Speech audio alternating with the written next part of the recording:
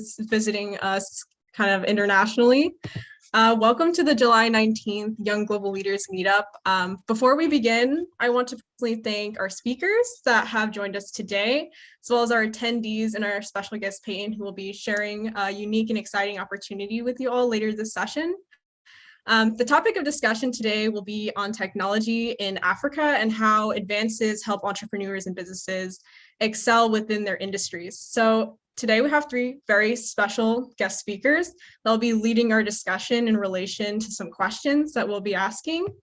I strongly implore everyone here to join in the discussion, add your comments, add a question perhaps, or use the raise hand kind of function on Zoom if you want to kind of jump in the discussion. So yeah, later we'll have the opportunity to have breakout rooms, and you can share your thoughts with some speakers personally. So without further delay, let's get into introductions. I will start off by introducing myself as your moderator here today. Greetings, Dana. Hello. My name is Camelia Herrera, and I'm a student at Thunderbird School of Global Management in Phoenix, Arizona. I'm the marketing intern here at Global Chamber. I'm also involved in the Young Global Leaders projects. I'm a first generation American. My entire family is from Morocco, Northern Africa. And I've been interested in technology since I could access the internet. It's kind of led me towards marketing, social media. I just love connecting with people online. So yeah, I love learning about advances in the tech space, especially when it comes to people across the world. My main interests are in social media, gamification, and online social relations. So yeah, now we can actually move on to introducing our wonderful speakers today. So can you please start us off, Meseret, please, or Messi, if you prefer to be called? Yeah, everyone calls me with that, and also it's much simpler. And selfishly, probably also sometimes, people who know football, the famous guy, so it's much easier to remember. Yes, thank you for having me. My name is Messi. I am the founder of Ignite Investment, based here in Ethiopia, as well as actually currently being registered in the US, Delaware C Corp. We do facilitate access to finance for Ethiopian small businesses and startup, and currently actually getting ready to launch an equity crowdfunding platform where we can mobilize the African diaspora to become small ticket investors into, growing African startups and businesses and create jobs. So that's in a nutshell what I do. I have a background in technology and investment. I used to be a coder, not now currently, but just running a business. And that's in a very small, short way who I am. And as we go, you can ask questions more. So thank you for having me again. Great, wonderful introduction. Thank you so much for being here. We can move on to Shalom, if you'd like to introduce yourself to everyone. Yes, sure. Hi, everyone. Sorry, I'm in transit, but I'll be still here in a few. But I'm Shalom Bako. I'm born and raised in northern Nigeria and do agricultural trade from the continent and distribution to other parts of the world, specifically North America and the UK, with agricultural commodities and products from the continent. So that's who I am. Thanks for having me. Awesome. Is Osai, has he joined yet?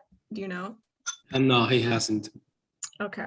All right. Well, we can just move on to questions then, if that's the case. Thank you both for joining us as speakers today. So yeah, let's just jump right into some questions. So to both of our speakers, how does tech play into your individual industries and businesses? For example, Messi, so you said that you are currently working on investing in equity, and I understand that you also invest a lot in women entrepreneurs. So what are you looking for within your industry of potential projects to be involved with? And Shalom, how do you kind of utilize technology within your business in international trade?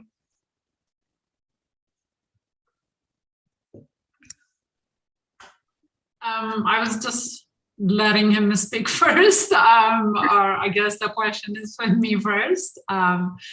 Yeah, in terms of for me, technology is really, in a nutshell, it's really the big foundation of our business. Without it, it doesn't even exist. So, like I mentioned in the intro, we are facilitating access to financing for African businesses. It really is very challenging to grow businesses, especially if you do not have collateral in the African space. So what we thought about, especially having a technology background, and lately I've been focused on access to finance because I thought that was the only solution for them to grow and create jobs, but not really. It's just bringing the investors. That's also the issue. So right now, what we decided to do and have been working on it on the last 3 years is we built a platform where we would be able to upload investee companies, startup and businesses that are looking to fundraise from investors so that they can grow their businesses. And then we have also investors that are based in the US, at least for now, and then we'll expand it to other parts of the world. But at the very beginning, we're using the technology for investors wherever in the US they may be. They can go in on the platform, use the website, the interactive solution to look for opportunities. And if they like any one of them, they can actually invest online. And then we can process the technology. Using the technology, we can identify who they are. We can do the customer check and the investor check, their financial positions and things like that to comply with the regulation in the US. And then we would be also using technology to transfer that money and bring it into Ethiopia and inject that capital into the company that's raising the fund. So that's how it is playing into our business. As you can see, it is really a central part of the investment process. So it really completely and hopefully seamlessly integrates the entire process of investment into two continents in one. So that's how we are using that. So I hope that kind of addresses your question. Wow, so you had to build this entire framework kind of from scratch, from the ground up, right? So that's absolutely. Yeah. So for us, I think the very helpful thing for us was I am a diaspora. I was born in Ethiopia, but I lived most of my life in Canada. I'm Canadian. And then, of course, I am married to Americans, so I've been in the US. So when we decided to come back almost 8 years ago to Ethiopia and just to research the market, and try to see what can I do. I had a technology background and also the investment, but then I thought, what is helpful, like from my interest, but also from the market need perspective. And as I mentioned earlier, I thought that everybody is looking for finance. They just don't grow because they don't have that resource to expand into, hiring more staff or the supply chain or getting in the market to sell their products and things like that. So I just focused on that space and then set up investment facilitation firm here locally in Ethiopia. That's Signa Investment.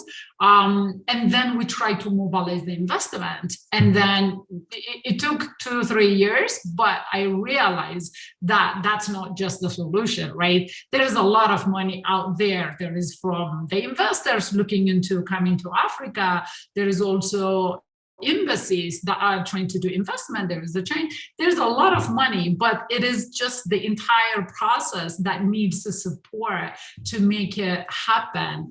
And especially also the African diaspora, that sends about $80 billion into the continent, like by 2019, $80 billion every single year as the remittances. So as a diaspora myself, I said, wow, why can't we tap into that capital if we can streamline that process? So I just jumped back in terms of my technology background and we said, okay, we try to do this on the ground. How can we do this, bring it into technology solution on the website so that anyone can invest. They don't have to come back like I do, and most don't want to come back, but they still gonna want to get involved in the African, economic progress. So that's why we built this from scratch, and using our, our knowledge of how does the investment process happens, how do we bring that into the technology process? So yeah. Yes, yeah. It's such a baffling thing, especially because, as you mentioned, there's so much loss of, potential growth. And, I've always wondered it, being a first generation American myself, I visit my family constantly, and there's so much talent there. There's so many talented people with so many great ideas. And I think it really just it comes down to like building a network and getting involved in the ground. And that's how you kind of build those opportunities for people to hopefully like spread the word and spread the opportunity as well. Yeah. So, Shalom, same question kind of goes to you. How does tech play into your individual business and industry? Yeah, so I'll share. Technology, especially on the African continent, has definitely been a game changer. I've utilized technology, I guess, in different ways. So I'll talk about, in terms of how it's helped some of our process. So in terms of processing, it's helped, and we use that to kind of automate certain existing processes, especially on the continent. You can have some challenges, but technology has helped in many ways, as well as in terms of marketing and sales. So in terms of selling agriculture, African agriculture, one of the big problems that we have is the issue of finding buyers, or really how to market our products in a way that we get more demand, more companies that can benefit through the sales of the local resources.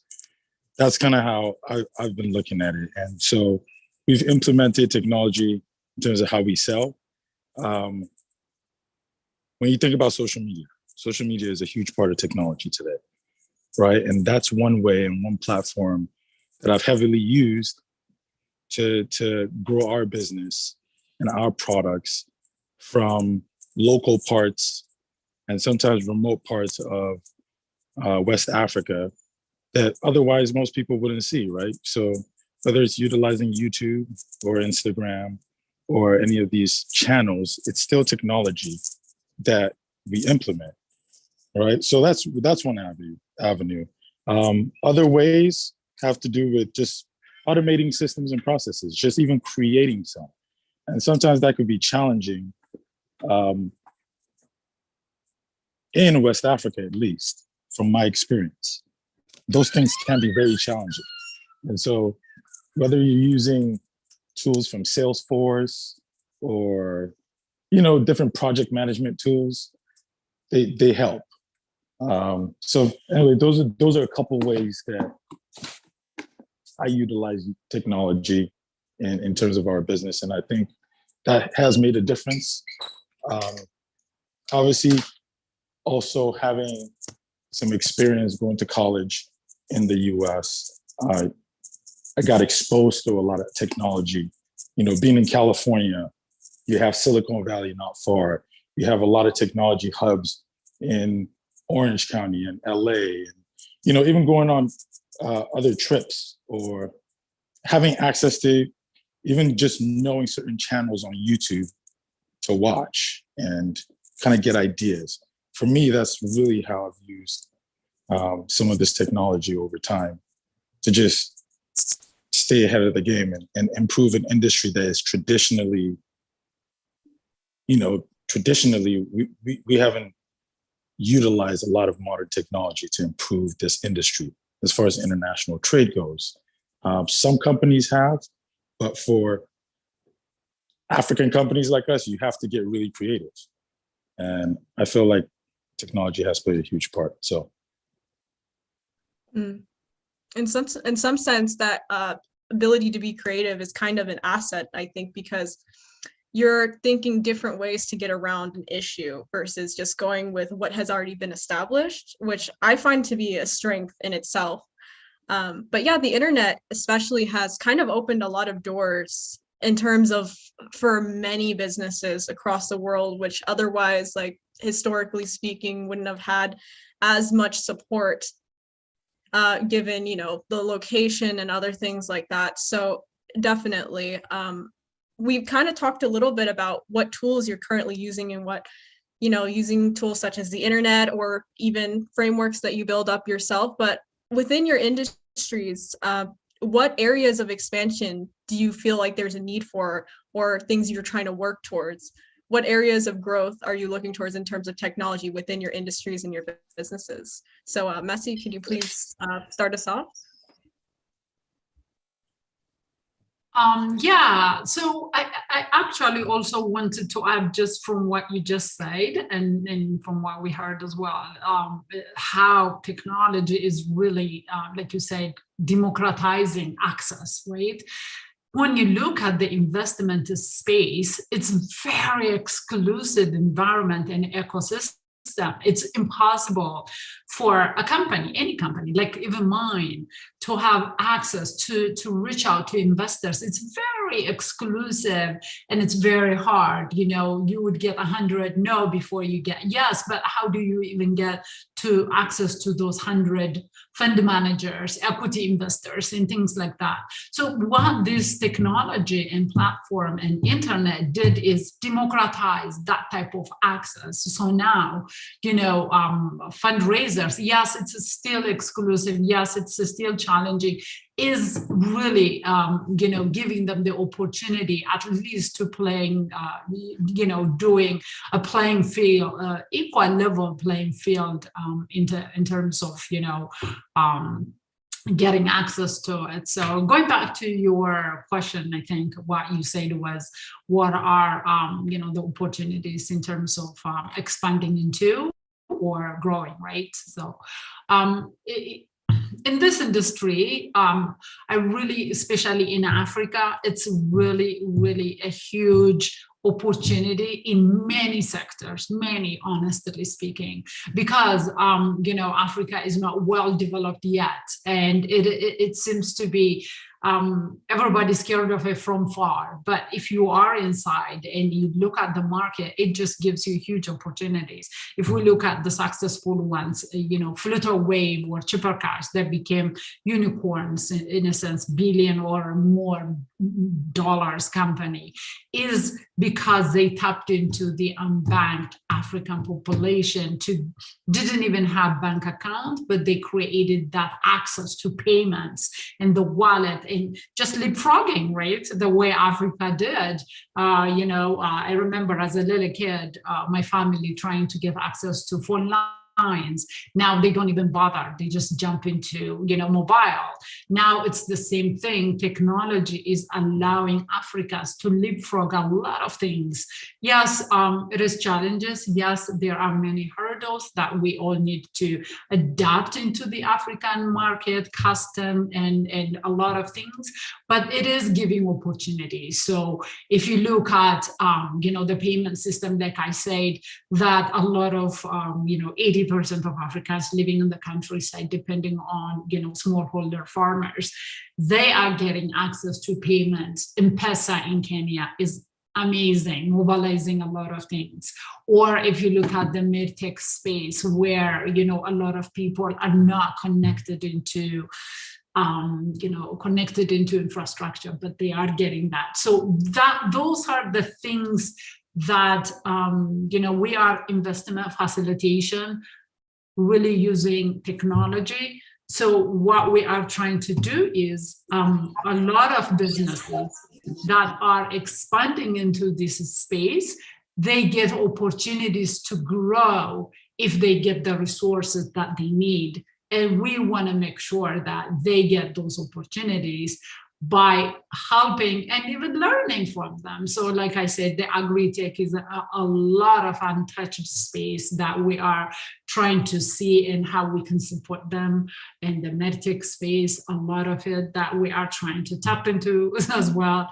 And even from our own perspective, hopefully after we launch that, we will be expanding into many different possibilities where we can actually really go beyond of democratizing how it can actually be part of the economic progress in the continent.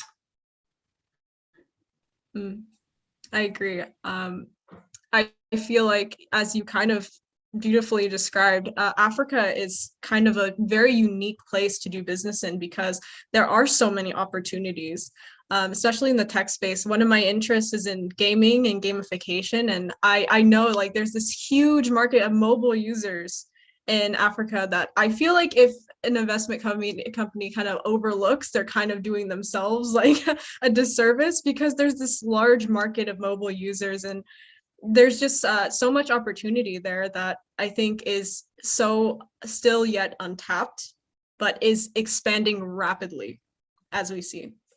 So Shalom, this question kind of extends to you as well. What areas do you personally think that there could be more expansion in within your industry or your business? That's a great question. Just like she mentioned, I mean, I'm fully vested in Africa. One, primarily because I'm born and raised there, it's home, right? But from a pure business perspective as well, just like you said, it would be kind of dumb to ignore the continent.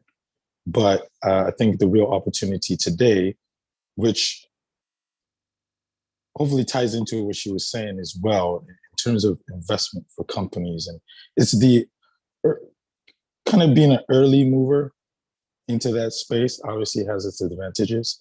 And, you know, there's a lot of opportunity for growth in several ways. In agricultural industry, in international trade, there's just a lot of things that are done ancient ways. Let me put it that way. There's a lot of things that are still being done in ancient ways, and technology presents a huge opportunity for several. I mean, I think the list is just too long, but there's just several ways that there's opportunity within agriculture, and I think that's something people need to realize and expand their knowledge and understanding of what agriculture as an industry is, or international trade. We live in a global economy, right? People order stuff from different parts of the world now. So it's already something that a lot of people understand. But, you know, again, with the continent, when you look at it from a numbers perspective, right? The numbers speak for themselves. From a resource perspective, both human and natural, right? So there is large opportunities. We live in a world today where when you talk about agriculture and food, everyone's kind of talking about a shortage. So clearly and obviously everyone is paying attention to agriculture, or should be. So again, you have so much opportunity on the continent. It really depends on the team you build, because that's a huge factor. The resource in terms of human resources, and really not just the ability to execute, but the tenacity to execute, because that is a huge factor in order to successfully build a business in Africa, I feel. You know, there's a certain tenacity, and things may not be moving the same way they are in the West or in the East. However, one, they're still moving, and two, that's where the opportunity is, because there's just something not done yet. So it's really for someone who sees those opportunities and is willing to put in the work and time to come up with something new And that's what I love about doing business in Africa. That's what I love about the industry I'm in. It's connected and tied to my upbringing and the things I grew up learning naturally. But there's so many other people, I'm a youth, I'm a young guy, and there's a lot of human capital and people that need to see other entrepreneurs as well succeed. And I feel like that is also an opportunity for companies that want to invest in Africa. But a lot of people sometimes can be hesitant, and for good reason. But that goes back to having a great team and people with experience who've done it. If not, you're going to be in waters and just trying to survive and trying to swim sometimes. But those challenges create a lot of opportunity. And so for us, technology, there's a lot of opportunity, like I said, but for companies, technology companies, other diverse type of companies, there is a lot of opportunity on the continent, and especially in agriculture. Thank you for letting me speak. I like what you kind of said about building that team. And I feel like that's like the core part of it all. I feel like one of the best assets of a team is diversity and diversity of thinking. And not only that, but diversity of background. And that's like what I think is so kind of beautiful about Africa is there's so much diversity, even within countries themselves. Like, Morocco historically has different tribes that, like they didn't always get along, but now they're united under one country. And they have their neighbors in Algeria. And there's so many different cultures and kind of different subgroups within each region that I feel like there's so much opportunity there for that diverse kind of thinking, that creativity kind of that was mentioned before. But yeah, I think a lot of this kind of expansion can be led by African leaders because African leaders are kind of the core of that. They are connected to the country, such as like it's their home or that's their identity. So I feel like they're the core leaders for kind of leading this advancement and attracting, foreign investment, but they still remain the leaders because in that sense, they are in control of, they know what they need, they know what their communities need. And so they can best address that and kind of spread those opportunities.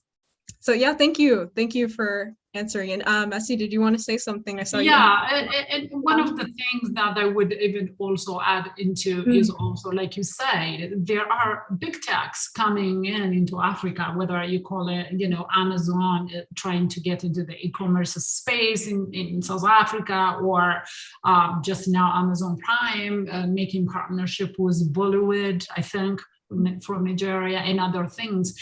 If you look at them, the most successful ones are if they partner with the local players because they know their market, they know the diversity. It's not the same market, right? There is huge opportunities, but it's not copy-paste from, how it works for Amazon in the West. Is not the same as how Jumia is doing it in Nigeria or other parts of Africa.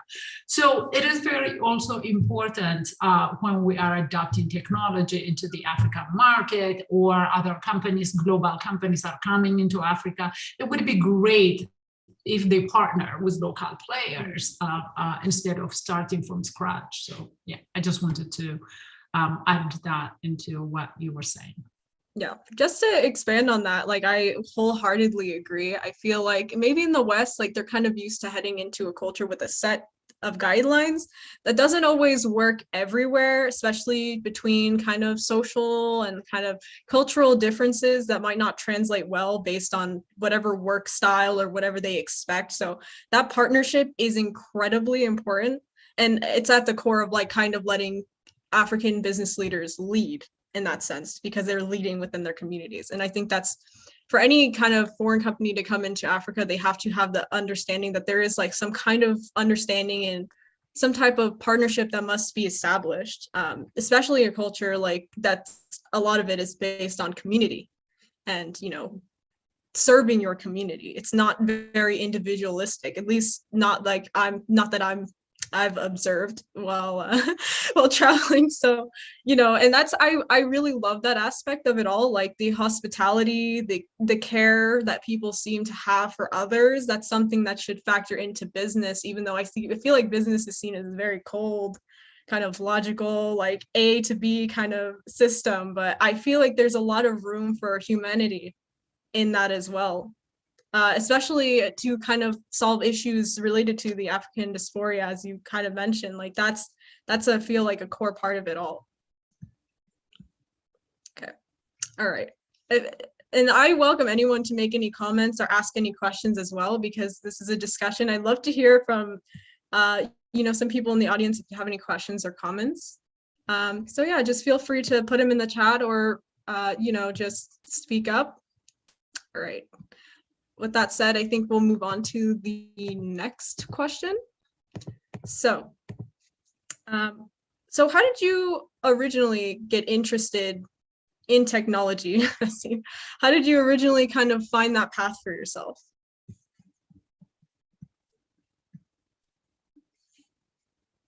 I guess you are coming to me. Yeah, to be honest, completely honest with you, accidentally, actually. As a kid born in Africa, the old thing you hear about is be a doctor, be an engineer, because I think those are the sure way to get you a job and be self-sustained, especially in Ethiopia, in the earlier times.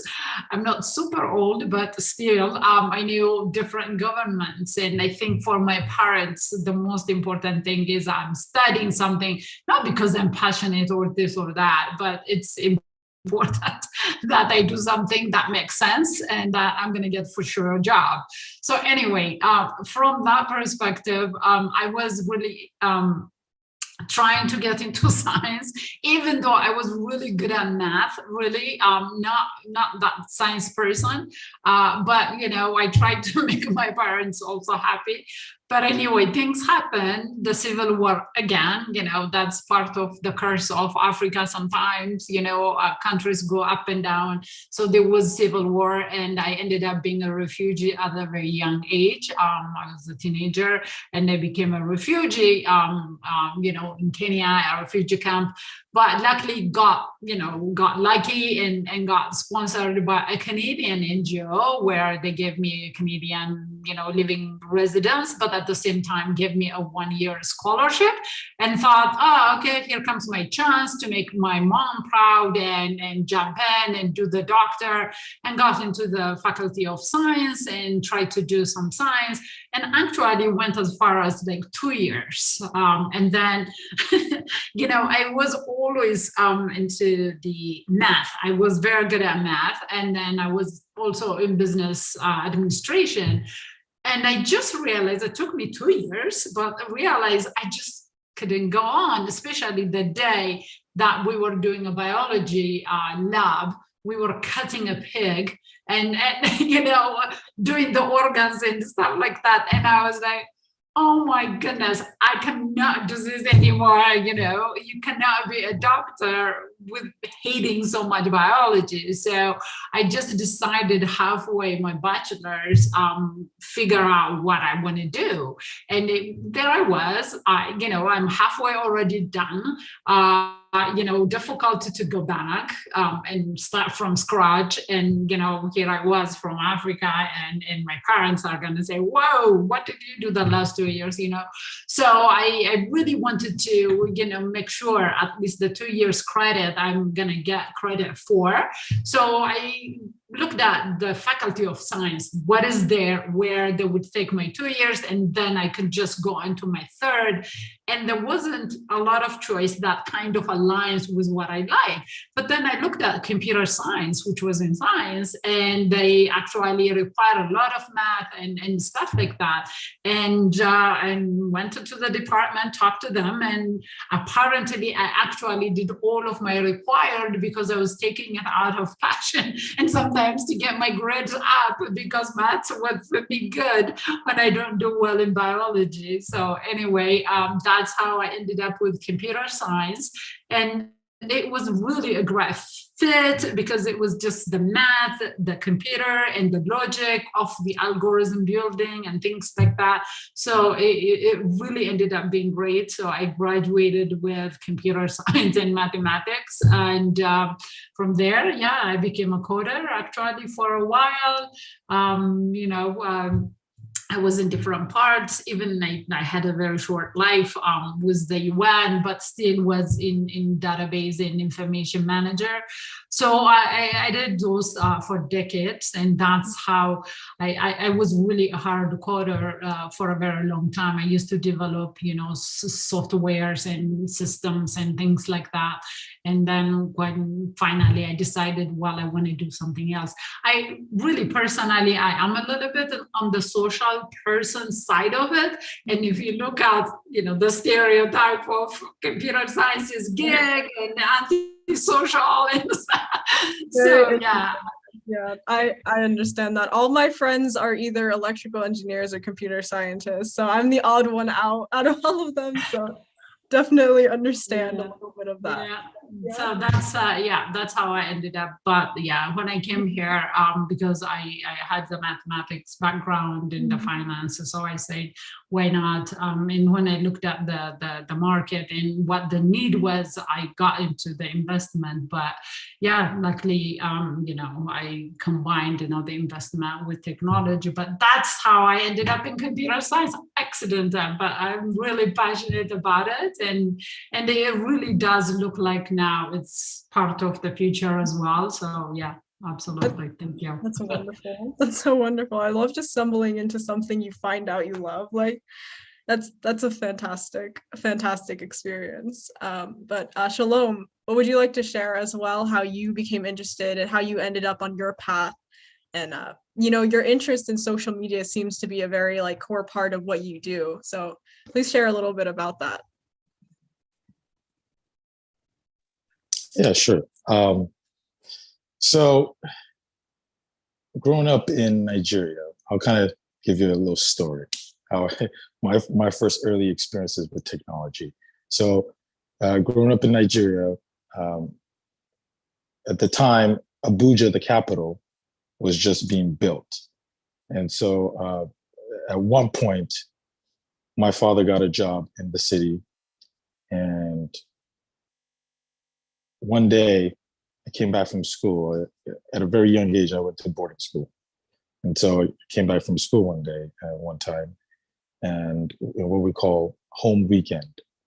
That's the weekend you get to go home once every 2 weeks. And so, during that weekend, I get to really, it's like a concentrated time of spending time with your family. And so my father had this huge cube on the dining table, right? And it was just like a box. I thought it was a TV. Okay, so, but that was the first time I ever saw a computer. And when he did get the computer, and during those weekends, I would remember him. There was some cool games on it. And so I'd try to play games on it. So going to your gamification, I guess this was also some of my introduction to games and technology. But he would make me play this. It was sort of a game, but it had to do with learning how to type. And so I remember that. And those are sort of early experiences with technology. And so my interest from that point, I was hooked. So at one point I did come to the States, and I remember one of my first classes in the school being it was computer lab class. It was, I believe, fifth or sixth period. And I went into that class, and it's just a classroom full of computers. That was my first time ever seeing a classroom full of computers. And it was amazing to me. And they teach you all this stuff because we didn't have that in our curriculum. I was privileged enough at a young age to be exposed to that. And since then, I always had an attraction to it, even here in the States. Just the fact that I had some exposure to it early on, but not to this level. And so I sort of have taken every advantage of having the access to technology and adopting certain parts of technology earlier on than what I had experienced being born and raised in Nigeria. I think that's always stuck and been a thing. Social media is free marketing, and it's an opportunity to share a story. And so since 2010, I've just been doing that and taking people along that journey with me. And people have seen, so for some people, they've really seen and experienced like the early stages of getting into this industry or getting into business with me.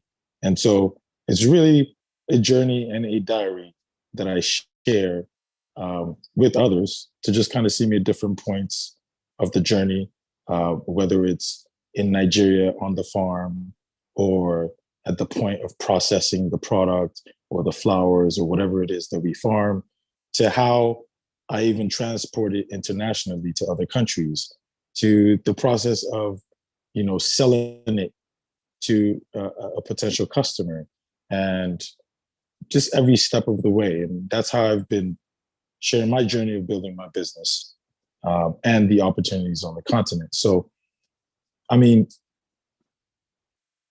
I don't believe social media is going anywhere anytime soon. So it's still an opportunity to share, to inspire. I believe technology and social media can help scale things. And I believe that that's what my continent needs, is significant scaling of, great ideas, great products, but ultimately execution. There's a lot of things that, the African continent presents as opportunities, but also problems. And so for me, it's done with purpose. I do it with intention, because that's how I feel about, what I do, who we are, the industry, and the opportunity. So that's where I'm going to leave it. Thank you. Thank you for sharing your experience with us. Yeah, it seems like social media especially has a very lasting impact in the sense that it creates opportunities that potentially could have not been there before. So like you said, it's free marketing. It's just a chance to grow at sometimes an extremely accelerating rate. So yeah, thank you for sharing. It looks like we have a hand raised in the audience. If you want to kind of come in, ask your question or state your comment. Okay, evening, everyone. Well, it's evening where I am. Thank you, Camilla. My name is Nokwanda. I am from South Africa. I'm a Mandela Washington Fellow based at the Arizona State University, the Phoenix campus. I see Doug also just joined in a bit earlier. Thank you for this opportunity. And there are a few fellows here. I think after my question, they can maybe just introduce themselves as well and maybe give their comments. I think that would be great. So my question is around artificial intelligence. So I recently, just this year, started conducting research within the AI space, but mainly just seeing how AI can be leveraged for Africa's industrial development. I can see how that could work, how that works from an agriculture perspective in agro-processing. But from the speakers, are there any opportunities they've seen or any firms that they're aware of that are currently using AI for export-led industrialization? And because I would like to connect with individuals within that area, irrespective of, their field, whether it be academia or business, and just where AI is being used within productive markets or productive industries. Thank you.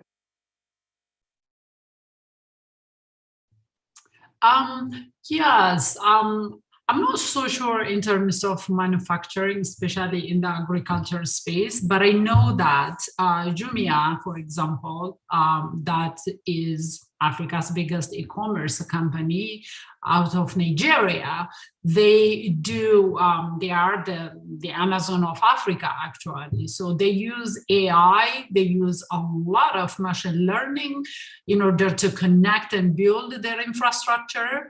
They have, I think, if I'm not mistaken, like 3,000 or something agent offices around 16 African countries where they are actually using them as drop-off or pick-up areas where, you know, customers can pick up their parcels, or they can also send some things like that. So I know for sure they do that. I really do not have a connection with them, but I can ask around. But I know for sure they do use AI and machine learning from the manufacturer, well, at least from the e-commerce side of perspective. The other application of AI, there is a lot of AI actually in Africa, very, very amazing African businesses, the medtech space that I was talking about, that really excites me. Zipline, that's just one of my favorite African company out of Rwanda. They do medical supplies. They use drone to drop actually blood or other medical emergencies where people are, you know, in the countryside where they do not have access for infrastructure, but they do have medical emergencies. So they have been doing a really amazing work. I know for sure they use AI, machine learning, and then, like I say, drones for them to drop these medical supplies to rural Africa. And in fact, they are so good, even the US is actually trying to copy them, like not copy them, but collaborate and actually expand that type of service in the US. And as well as I know Japan is also looking into what Zipline is doing. They are out of also Rwanda. I can connect you with someone I know in Rwanda who is in the women entrepreneurs perspective that you mentioned, I think, earlier. I used to be the president of the Africa Women Entrepreneur Program, the Ethiopia chapter. So I know that person, but I don't know. She's really well connected in Rwanda. So she may have a link into Zipline. So, and I also know actually my co-host on Clubhouse, where we run the weekly Tech News Around Africa room. My co-host is also out of South Africa. She is really deeply into the AI. She's called actually AI mom because she's in AI and machine learning. So she is also one of the founding partners and presidents of the South African fintech association. So she may have also some linkage in South Africa. So I could link you with Lavina. Her name is Lavina with her. So those are the few examples that I know in Africa that are, but there are a lot, especially in the medical space, in the medtech space. There are quite a lot technology-based tech startups in Africa. Hope that helped. If it'll be all right with you and Shalom, would you be all right if I just posted your LinkedIn information so people can connect with you on there? All right. Yeah, that's fine. Reach out to me and then I can give you those information. That's great.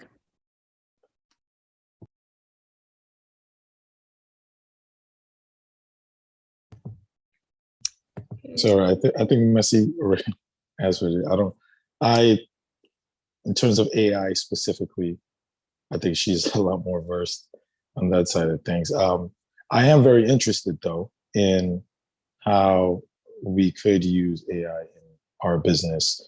And going into distribution, obviously, you have big companies like Amazon who do distribution and fulfillment and use a lot of AI. And, you know, that's something that, you know, hopefully we'll scale to and get to. But that's something I'm very interested in at the moment to see how we can improve, use AI to improve our processes and systems. Camelia? Yes. Hi, this is Doug. Nakwanda, thank you so much for your question. It's outstanding. I wanted to just add a couple points. for a connection, and maybe this is something Cesar can help with, is our Global Chamber Singapore chapter is led by one of the premier AI leaders, and he has a team, Nasri Mood is his name.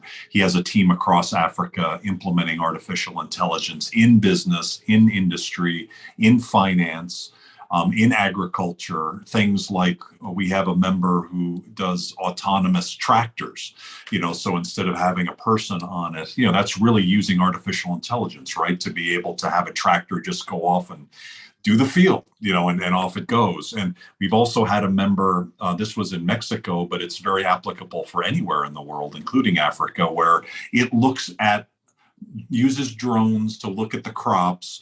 How are the leaves doing? And it starts to create fertilizer and watering patterns. And also, if there's problems like disease coming in, it's an early predictor for things like that. Again, using artificial intelligence. So it's unlimited.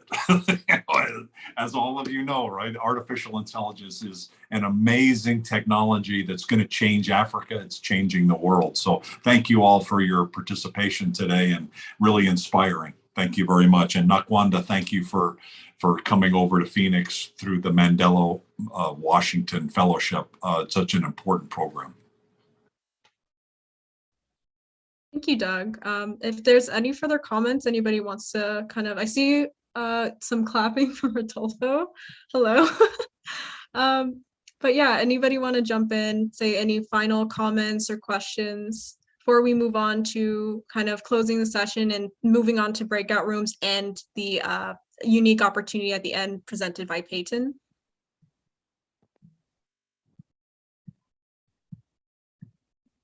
Okay. All right, well, if no one has any comments, just feel free to add your LinkedIn within the chat and get all connected. Oh, it seems like Nima. Nima, you have your hand raised. Hey guys, this is Nima. So I just wanted to introduce myself at the very end. I'm a technology lawyer. I've been dealing with AI clients for several years now. If anyone has any kind of legal questions to do with AI and how to frame their project, you can reach out to me, and I'm happy to be a resource. And thanks for having me, Doug, and the rest of the team. Thank you, Nima. Any other comments? Anybody want to introduce themselves? Just jump in. Okay. All right. Okay, then I think we can move on to partially closing the session before we move on to breakout rooms. So once again, I'd like to thank the speakers for coming out today, as well as our attendees, our special guests, Peyton for sharing an opportunity with you later. Thank you all for coming and having such a wonderful discussion and having that kind of conversation with me about technology in Africa and different opportunities that you're aware of and what you're working on. We really appreciate it. And, this is the core of Young Global Leaders, to share that knowledge and pass it forward. So yeah, thank you all for taking your time today and meeting with us all. So without further ado, Cesar, if you'd like to help us set up those breakout rooms. We can set. Excellent. Thank you very much, Camelia, for hosting this conversation. And the whole idea of the breakout rooms is to have a small groups of 3 or 4 people. You can exchange more about your business, your expertise, and your background. And let's do a 5 to 7 minutes, and then we come back to the main room with Peyton for the opportunity that he's bringing. So I'm just gonna open the rooms now. It's gonna be something automatically. So yeah, let's connect. Make sure you exchange your information.